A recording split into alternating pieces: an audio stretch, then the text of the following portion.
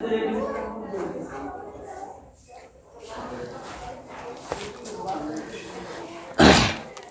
শিক্ষার্থী বন্ধুরা, কেমন আছো তোমরা? আশা করি ভালো আছো। আমরা আজকে ষষ্ঠ সপ্তাহের নবম শ্রেণীর গণিত বিষয়ের শেষ অ্যাসাইনমেন্ট নিয়ে আলোচনা করতেছি। তোমরা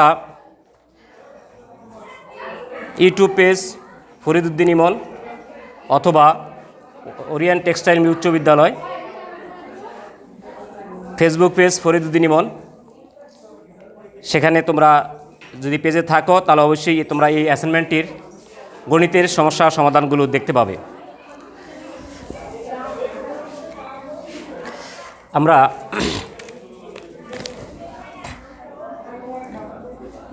নবম শ্রেণী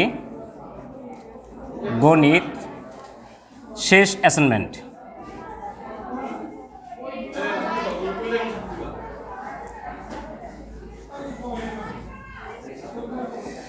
অ্যাসাইনমেন্টের প্রথমেই তোমাদের জ্যামিতি সংক্রান্ত কিছু প্রশ্ন উল্লেখ করা আছে।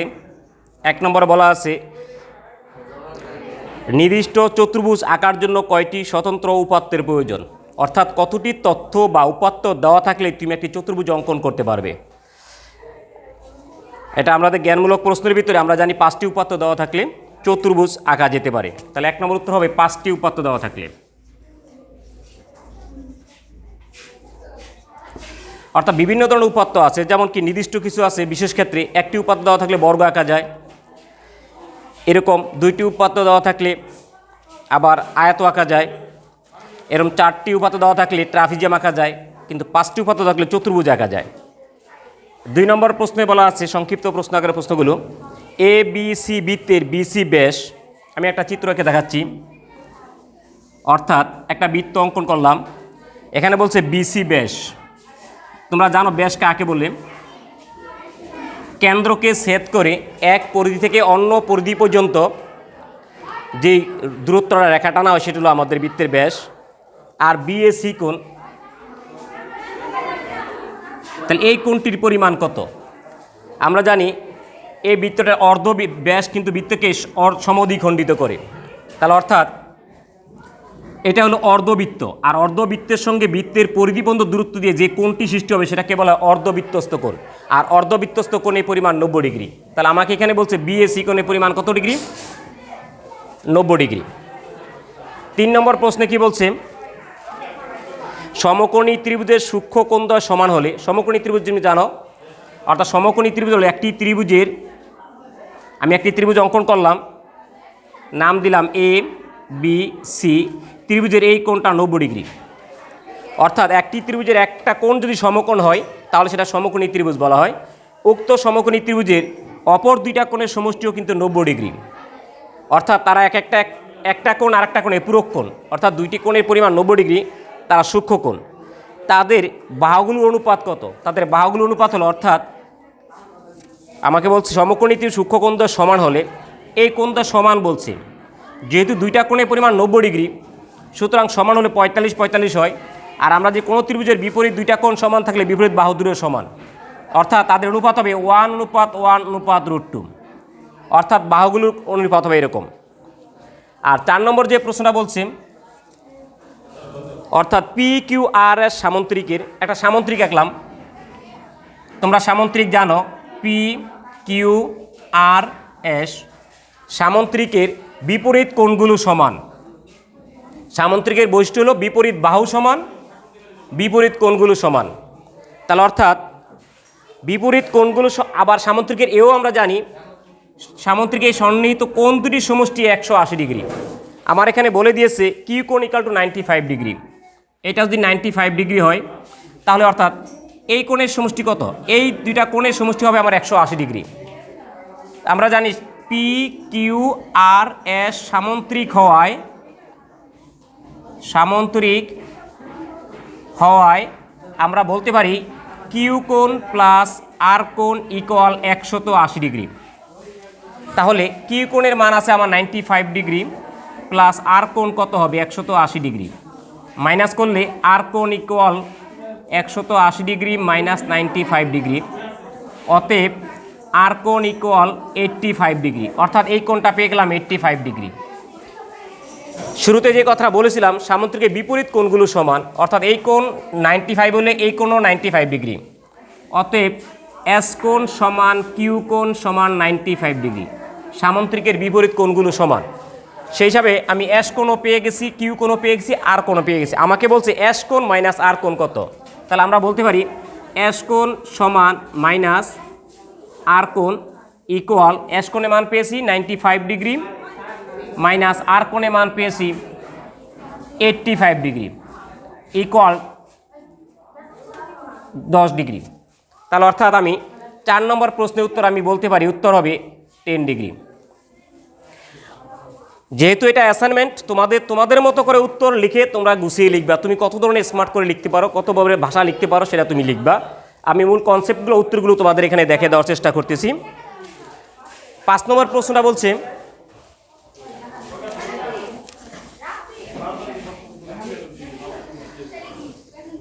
নাম্বার 5,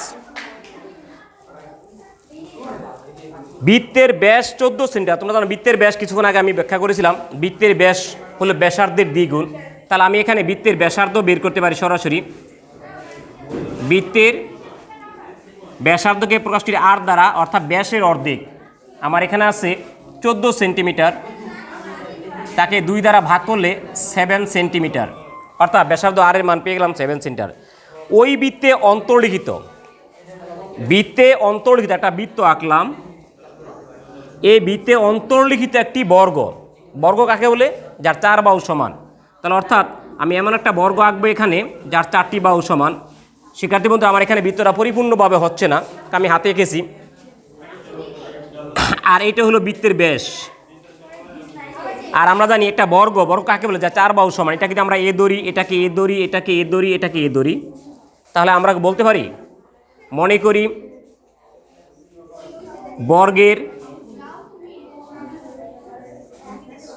বর্গের বাহুর দৈর্ঘ্য যদি এ হয়, এ সেন্টিমিটার, তাহলে বর্গের ক্ষেত্রফল হবে এ স্কোয়ার সেন্টিমিটার স্কোয়ার। আবার বর্গের কর্ণ কি হবে? বর্গের কর্ণের দৈর্ঘ্য হবে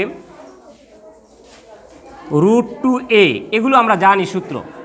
তাহলে আমাকে বের করতে বলছে এখানে বর্গের ক্ষেত্রফল কত। যদি এর মান আমরা জানতে পারি তাহলে বর্গের ক্ষেত্রফল বের করতে পারবো। তাহলে এর মানটা কত? এ হলো বাহুর দৈর্ঘ্য, কিন্তু আমার দেওয়া আছে 7 সেন্টিমিটার, অর্থাৎ এই ব্যাসার্ধ দেওয়া আছে, পুরো ব্যাস দেওয়া আছে 14। এই ব্যাসটা হলো বর্গের কর্ণ আর বৃত্তের ব্যাস। তাহলে আমি এখানে বর্গের কর্ণ পেয়েছি কত? √2a। তাহলে এটার পরিবর্তে আমি এই তোমার যেখানে ব্যাস ছিল 14 সেন্টিমিটার সেটা লিখতে পারি। তাহলে আমি এখানে লিখতে পারি শর্ত মতে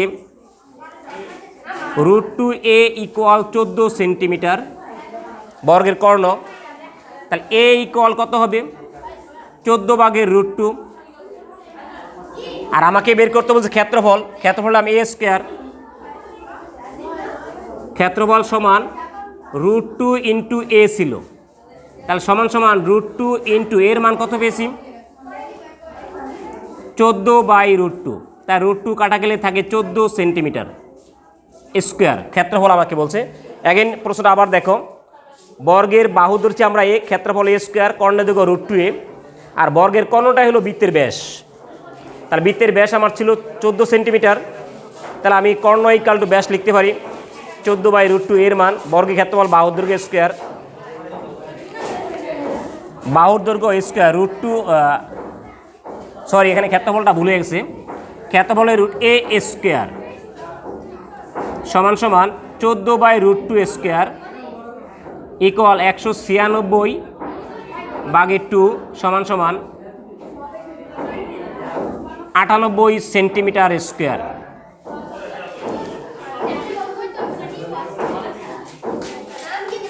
এরপরে আমাদের সৃজনশীল প্রশ্ন বলছে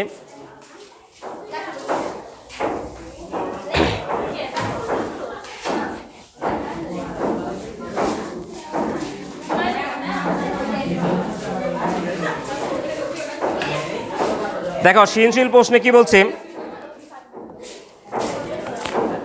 প্রশ্ন নং সৃজনশীল প্রশ্ন 1 কতে বলছে এ এর পূরক কোণের মান কত? পূরক কোণ কাকে বলে আমরা জানি, দুটি কোণের সমষ্টি যদি 90 ডিগ্রি হয় একটিকে আরেকটির পূরক কোণ বলে। তাহলে এখানে আমরা দেখতে পাচ্ছি পূরক কোণ যখন বলেছে সেই কোণটার মান কত। এখানে একটা ত্রিভুজে দুইটা কোণ দেওয়া আছে। আমরা জানি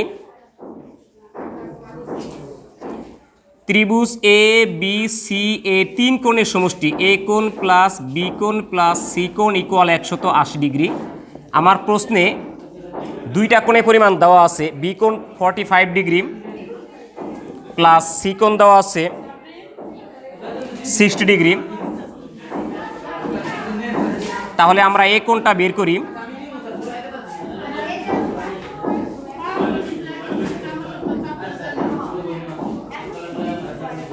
তাহলে এ কোণ ইকুয়াল কত পাচ্ছি, 180 থেকে 180 degree minus 105 degree, 45 degree 60 degree 105 degree. তাহলে বা এ কোণ ইকুয়াল টু 75 ডিগ্রি। তাহলে এ কোণ পেয়েছে। এখানে আমাকে বলছে এ কোণের পূরক কোণ। তাহলে অতএব কোণ এ এর পূরক কোণ হবে কত? পূরক কোণ হবে আমাদের 90 ডিগ্রির সঙ্গে তুলনা করতে হবে। 75 ডিগ্রি ইকুয়াল টু 15 ডিগ্রি, অর্থাৎ এ কোণ ছিল আমার 75 ডিগ্রি, 75 ডিগ্রি পূরক কোণ 15 ডিগ্রি আর 15 ডিগ্রি কোণ 75 ডিগ্রি। তাহলে এই মুহূর্তে আমার উত্তরটা হলো এ কোণের পূরক কোণ 15 ডিগ্রি। অতএব এ কোণ এর পূরক কোণ 15 ডিগ্রি। খতে বলা হয়েছে অঙ্কনে বিবরণ সহ ত্রিভুজটি আঁকো।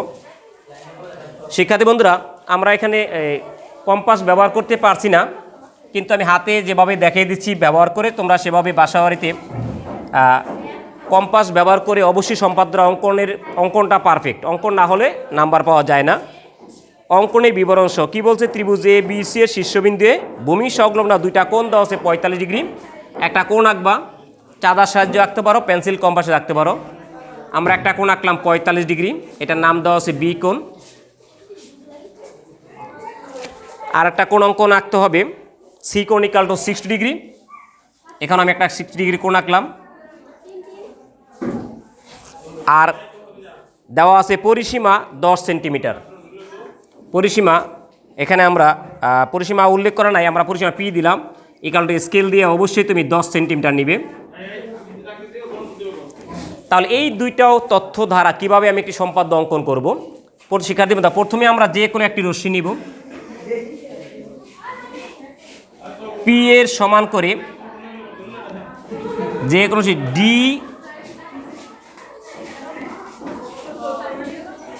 পি এর সমান করে যে কোনো ডি হতে ডি এফ ইকুয়াল পি কেটে নেই।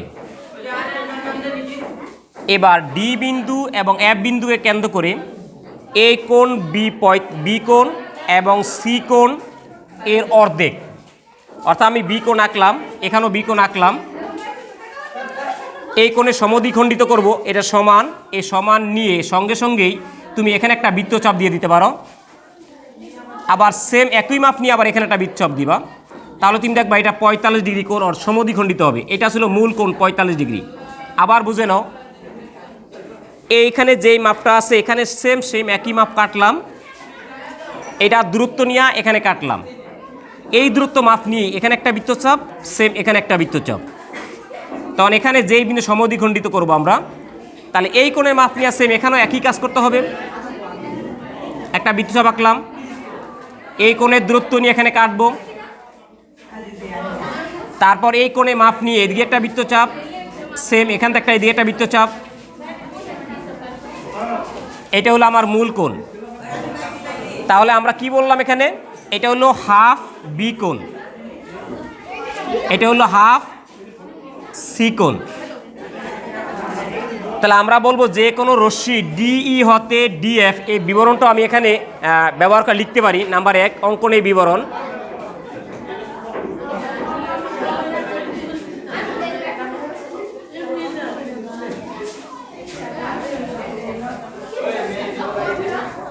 এক,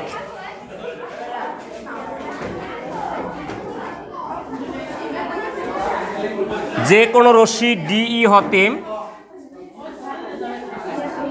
ডিএফ সমান পি কেটে নেই।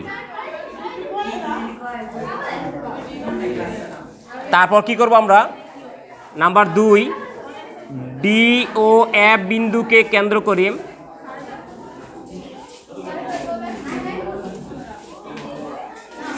করে হাফ বি ও হাফ সি কোণ এর সমান করে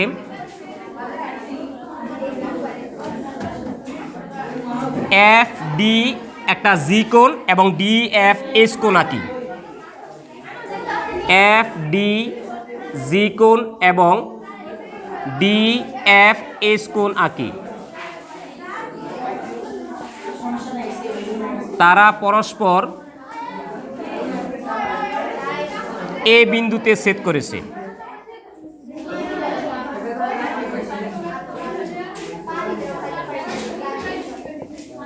তাহলে এ বিন্দুকে কেন্দ্র করে, নাম্বার 3, এ বিন্দুকে কেন্দ্র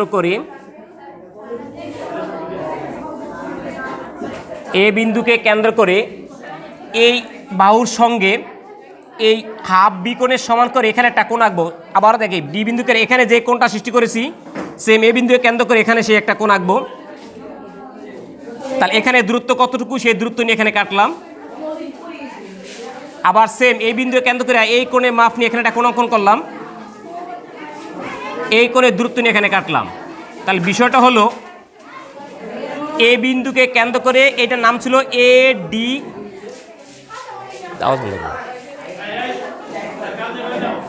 ডি বিন্দুকে কেন্দ্র করে এখন এই এ ডি বি এফ কোণের এই কোণের সমান করে এখানে একটি কোণ আঁকবো। এই কোণের নাম কি, এ ডি এফ কোণের সমান করে ডি এ বি কোণ আঁকি। তাহলে এ বিন্দুকে কেন্দ্র করে এ ডি এফ কোণ এর সমান করে ডি এ বি কোণ এবং এই কোণের নাম ছিল এ এফ ডি কোণ। এ এফ ডি কোণ এর সমান করে এফ এ সি কোণ আঁকি। 4 নম্বরে বলতে পারি এ বি ও এ সি রেখা ডিএফ কে বি ও সি বিন্দুতে ছেদ করেছে। তাহলে এ বি সি ই উদ্দৃষ্ট ত্রিভুজ। আশা করি তোমরা এই সম্পাদ্য অঙ্কন করতে পারবে। পরবর্তী যে প্রশ্নটা গতে আছে সেটার বিবরণটা আমি লিখব না, বলে দিব। তোমরা পুরো ক্লাসটা আমরা শেষ করতে পারবো না।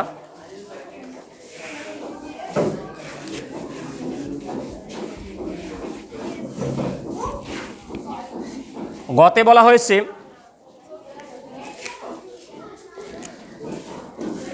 এমন একটি ত্রিভুজ অঙ্কন করো, নতুন একটা ত্রিভুজ আমাকে আঁকতে হবে যার ভূমি সংলগ্ন দুটি কোণ, যে কোণ দুটো আমার আগে ছিল, কোণ দুটা ছিল কি কোণ, বি কোণ এবং সি কোণ।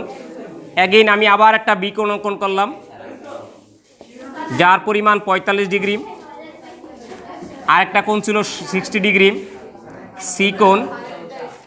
আর নতুন করে কি বলছে, উল্লিখিত কোণ দুটি সমান এবং শীর্ষ থেকে ভূমির উপর অঙ্কিত লম্বের দৈর্ঘ্য, লম্বের একটা দৈর্ঘ্য বলছে ত্রিভুজ এ বি সি এর পরিসীমা আমরা উদ্দীপকে পেয়েছিলাম, পরিসীমা পেয়েছিলাম 10 সেন্টিমিটার 1/3, অর্থাৎ 3/1 বাহু অঙ্কিত লম্বের দৈর্ঘ্য। এখন অঙ্কিত লম্বের দৈর্ঘ্য 10 সেন্টিমিটারকে তুমি 3 ভাগ কীভাবে করবা? দেখো, যদি ক্যালকুলেটরে ভাগ করো পরিপূর্ণ মানটা আসবে না। এটা জ্যামিতিক, যেহেতু জ্যামিতিক পদ্ধতিতে কীভাবে এই পরিসীমা পিকে এই 10 সেন্টিমিটারকে তুমি 3 ভাগ করবা সেটা একটু দেখিয়ে দিচ্ছি। প্রথমে এখানে একটা কোণ সৃষ্টি করবা, তোমার মনের মতো করে যতটুকু খুশি একটা কোণ আঁকো। এখানে যেই কোণটা আঁকবা সেম এখানেও সেম একই পরিমাণ কোণ নিয়ে তুমি কোণটা আঁকো। এই কোণের দূরত্ব নিয়ে এখানে কাটবা। এরপর এখানে এমন একটা দূরত্ব নিবা তোমার যতটুকু পছন্দ হয়। মনে করো আমি দূরত্ব নিলাম, এই একটা দূরত্ব, সেম এই একটা দূরত্ব, সেম একই মাপ নিয়ে আবার এখানে এবং এখানে নেওয়ার পরে এই বিন্দু বরাবর যদি কেটে দেই তাহলে আমার এই রেখাটা 3 ভাগ হয়ে যাবে। তাহলে আমি এখানে বলতে পারি লম্ব দূরত্ব আমি এই ডি ব্যবহার করলাম, ডি এর মান হবে 1/3 পি নিয়ে আসলাম এখানে লিখলাম, অর্থাৎ 1/3 কার পি এর 1 ভাগ, 3 ভাগের 1 ভাগ। এখন এটা কীভাবে আঁকবো? প্রথমে আমরা যে কোনো একটি লম্ব রেখা নিলাম, রেখার নাম দিলাম এ, যে কোনো রশ্মি হতে এ ডি এর মাপ নিয়ে এ ডি কেটে নেই। এবার এ ও ডি বিন্দু দিয়ে দুটি সমান্তরাল রেখা আঁকবো। সমান্তরাল কীভাবে আঁকতে হয়? প্রথমে এই বিন্দুকে কেন্দ্র করে এই পাশে একটা কোণ আঁকলাম, একে এই বিন্দুতে লম্ব আঁকি। তুমি জানো লম্ব কীভাবে আঁকতে হয়? যে কোনো রশ্মি নিয়ে একটি ব্যাসার্ধ বৃত্ত আঁকলাম, ওই দূরত্ব নিয়েই এখানে একটা বৃত্তচাপ, এখানে একটা বৃত্তচাপ, সেম ওই মাপে এদিকে একটা বৃত্তচাপ, আবার এখান থেকে একটা বৃত্তচাপ।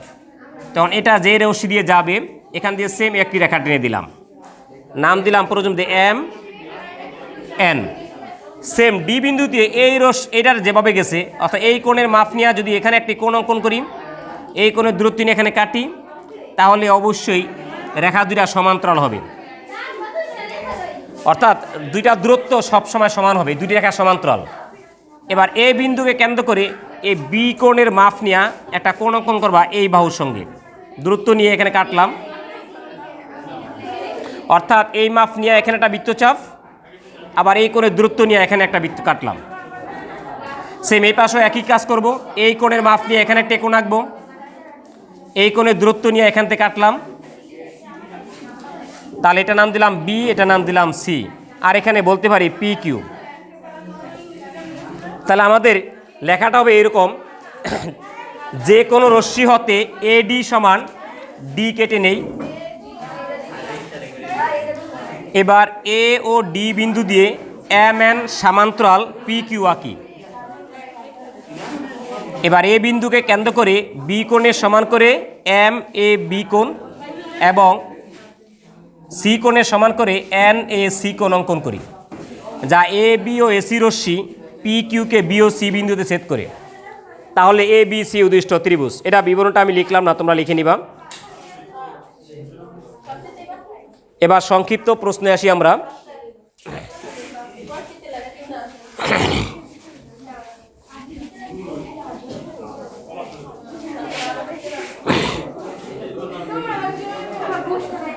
সংক্ষিপ্ত প্রশ্ন 2, সংক্ষিপ্ত প্রশ্ন 2 এর 1 নম্বরে কি বলা আছে?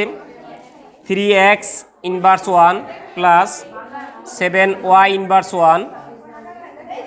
ইনভার্সের কাজ তোমরা জানো, ইনভার্স মানে কি? মাইনাসে ভাগ হবে 1/x প্লাস 7 1/y। তাহলে 3/x প্লাস 7/y ইনভার্স 1, লসাও করি আমরা দিয়ে xy, তাই 3y প্লাস 7x। এখন ইনভার্স মানে কি? ভগ্নাংশটা উল্টে দিলে ইনভার্সের কাজটা পরিবর্তন, ইনভার্স মানে উপরে 1 হবে, সেই হিসাবে আমরা যদি বলি xy 3y প্লাস 7x আমাদের অ্যান্সার রাখতে পারি। 2 নম্বর কি বলছে? √5 পাওয়ার y প্লাস 1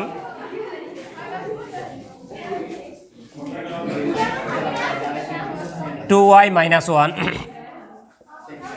দেখো আমাদের এখানে ভিত্তি 5, রুটও কিন্তু এটাই পাওয়ার। আমরা জানি এই y প্লাস 1 যেমন পাওয়ার, রুটও কিন্তু পাওয়ার। তাহলে এই রুট পাওয়ারটা হবে কি? হাফ গুণ y প্লাস 1, অর্থাৎ রুটে পাওয়ার 5-এর পাওয়ার রুট ছিল, রুট কিন্তু একটা পাওয়ার, সেটা মান হলো হাফ, ইকুয়াল এখানেও লিখতে পারি 5 রুট ছিল হাফ, আর 3 থাকলে হবে 1/3 2y মাইনাস 1।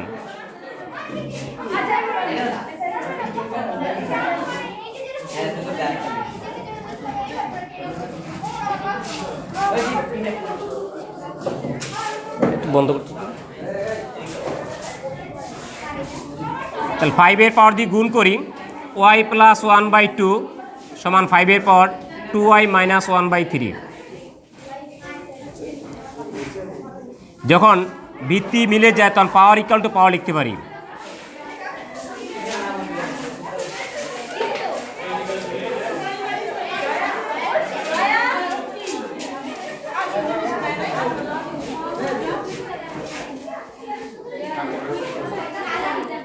তারপর আমরা যেহেতু এখানে চলক আছে ওয়াই, ওয়াইয়ের মান আর গুণ করি। 4y - 2 ইকুয়াল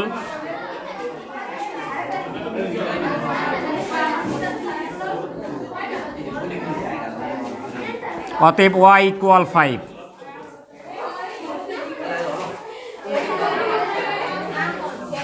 তিন নম্বর কি বলছে, log x 1 to 5 ইকুয়াল 6 যদি হয়, আমরা জানি সূত্র কি, ভিত্তি এখানে পাওয়ার হবে x পাওয়ার 6 ইকুয়াল 125, তাহলে বা x পাওয়ার 6 জন আছে, এখানে এমন একটা মান হবে তার পাওয়ার 6 দিলে, যেমন আমি দেখলাম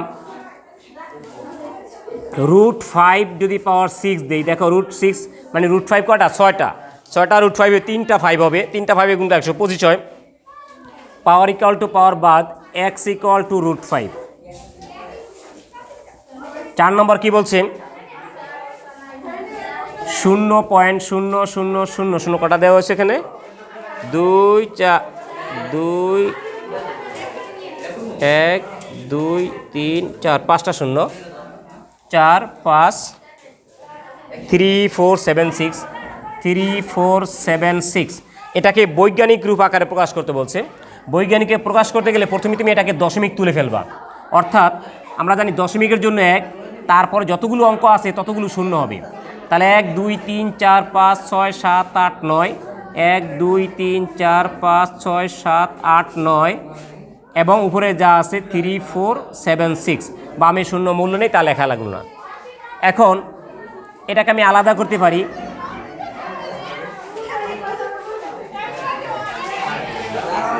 দেখো ওদের কাজ কি এখানে,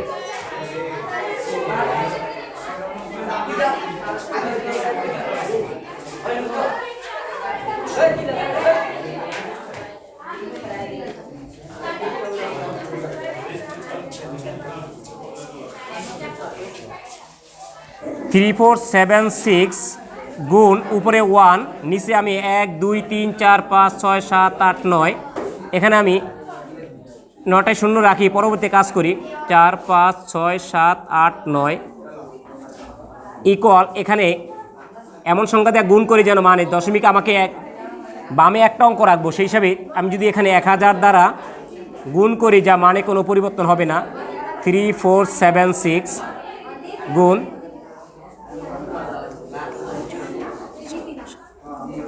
দেখো এই 0 0 কাটতে পারি, কাটলে এখানে যে 1000 ভাগ করি তাহলে কি হবে, সমান 3 4 7 6, অর্থাৎ 3.476 গুণ উপরে 1, নিচে শূন্য আছে কটা, 1 2 3 4 5 6,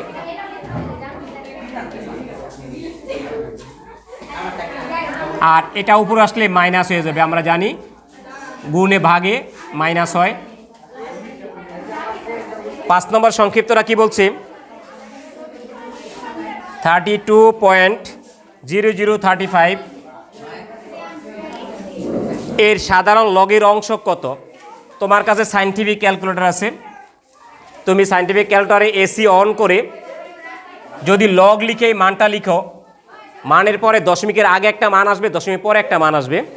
আমার কাছে এখানে সায়েন্টিফিক ক্যালকুলেটর হাতে নেই, তবে মানটা আমি আগে বের করে রেখেছি।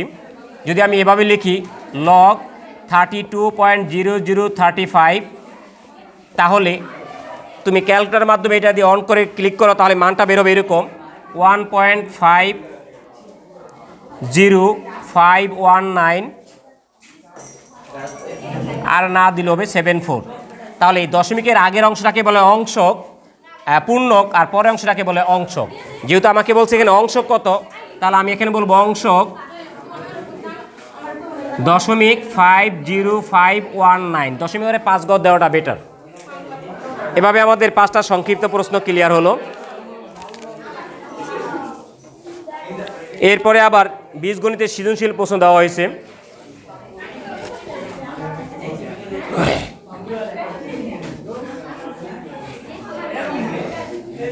সেই ক্ষেত্রে বন্ধুরা আমরা আজকে অ্যাসাইনমেন্টটা এই পর্যন্ত রাখি, পরবর্তী অংশটুকু আমরা আগামী ক্লাসে বা পরবর্তী পার্টে তোমরা দেখতে পাবে।